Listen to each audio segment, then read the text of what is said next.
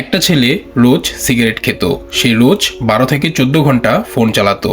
তার ইচ্ছা মতো করেই জীবনযাপন করত। সে একজন মুসলিম হওয়া সত্ত্বেও এক ওয়াক্ত নামাজও সে পড়তো না। সে একদিনে 1 থেকে 2 প্যাকেট সিগারেট খেয়ে ফেলতো। এমন করেই সে অনেক বছর জীবনযাপন করে। কিন্তু সে এত খারাপ হওয়ার সত্ত্বেও তার সবসময় মন চাইতো ভালো হয়ে যেতে, কিন্তু শত চেষ্টার পরেও সে ভালো হইতে পারতো না। সে আল্লাহর কাছে দোয়া করতে থাকলো।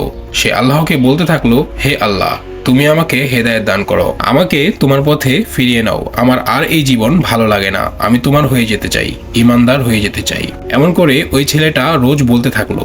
তারপর কয়েকদিন পরই একদিন রাতে আল্লাহ তাকে হেদায়েত দান করলো। পরের দিন সকালে উঠে ছেলেটা যখনই সিগারেট ধরাতে যায় তখনই সে সিগারেটের গন্ধই সহ্য করতে পারতেছিল না। সে সিগারেট সাথে সাথে হাত থেকে ফেলে দেয়। তারপর সে মোবাইলে ভিডিও দেখার জন্য ইউটিউবে যায়। তার নিউজ ফিডে সে যে নোংরা নোংরা মেয়েদের ভিডিও দেখতো ওগুলা তার সামনে এসেছে।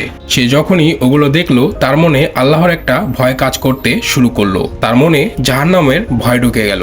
সে সাথে সাথে ফোনটা রেখে দিল। ঠিক তখনই সে ওযু করে 2 রাকাত নফল নামাজ পড়ে আল্লাহর শুকরিয়া আদায় করতে থাকলো। তো বন্ধুরা, আপনারা যারা এখন আল্লাহর নাফরমানি করছেন, আপনাদের কি জাহান্নামের কথা একবারও স্মরণ হয় না? আপনি যে পথে চলছেন সে পথ যে আপনাকে জাহান্নামে নিয়ে যাবে, এই কথাটা কি একবার ভেবে দেখেছেন? তো বন্ধুরা, আজ থেকে আমরা সবাই আল্লাহর পথে ফিরে আসি।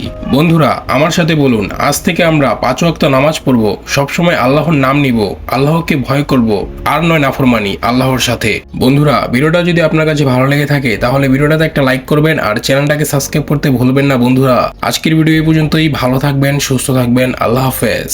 আর এতক্ষণ আপনাদের সাথে ছিলাম আমি, যুবরাজ। ধন্যবাদ বন্ধুরা।